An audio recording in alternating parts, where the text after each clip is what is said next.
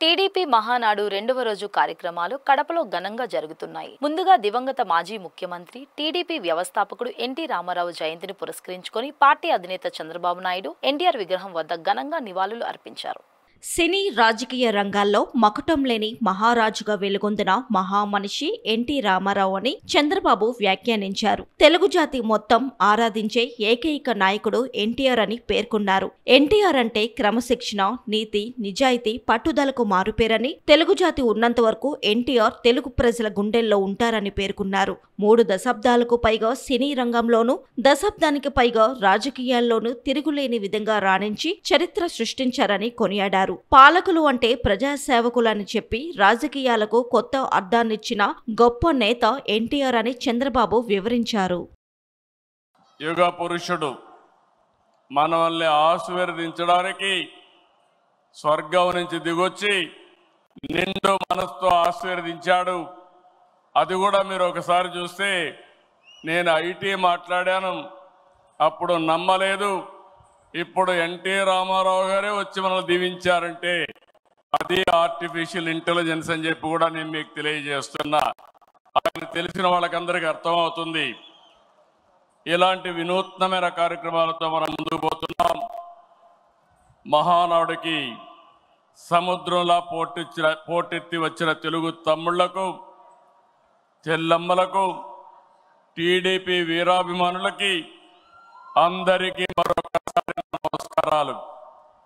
మేము కొద్దిగా ఆలస్యంగా కొంతమంది వేదికపై నుండే నాయకులు వచ్చారు, కానీ మీరు మాత్రం 10 గంటలంటే డాట్ 10 గంటలకు ఈ హాల్ అంతా పూర్తయిందంటే అది మీకుండే కమిట్మెంట్ అని మరొకసారి విజ్ఞప్తి చేస్తున్నారు. రాష్ట్ర ప్రజలకు మేలు చేసే విధంగా సాగాయి.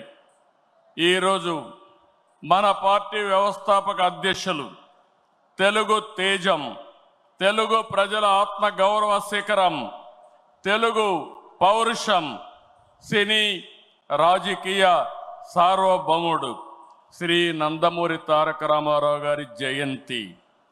సాధారణంగా ఒక వ్యక్తిని కానీ, ఒక సినిమా హీరో కానీ, ఒక రాజకీయ నాయకుడు కానీ, కొంతమంది వ్యక్తులు, కొన్ని సమూహాలు, కొన్ని వర్గాలే అభిమానిస్తాయి.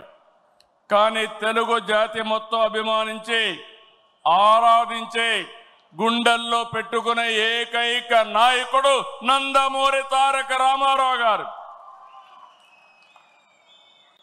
ఎన్టీఆర్ జయంతి అంటే తెలుగు జాతికి ఒక పండుగ రోజు, ప్రతి ఒక్కరూ స్మరించుకునే రోజు.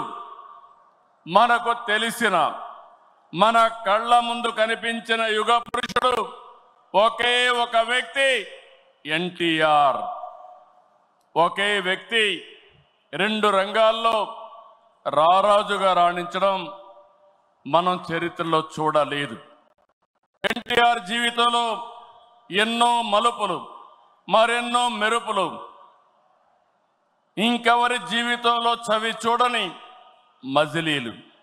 ఒక సాధారణ ప్రభుత్వ ఉద్యోగ ప్రస్థానం మొదలుపెట్టి తెలుగు సినీ చరిత్రలో ఎవరెస్ట్గా ఎదగడం, ప్రజల కోసం పార్టీ పెట్టి ముఖ్యమంత్రి కావడం, ఇది అనితర సాధ్యం.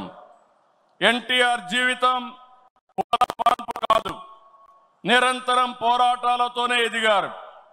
స్వీయ క్రమశిక్షణ, నీతి, నిజాయితీ, పట్టుదల ఆయన ఆయుధాలు.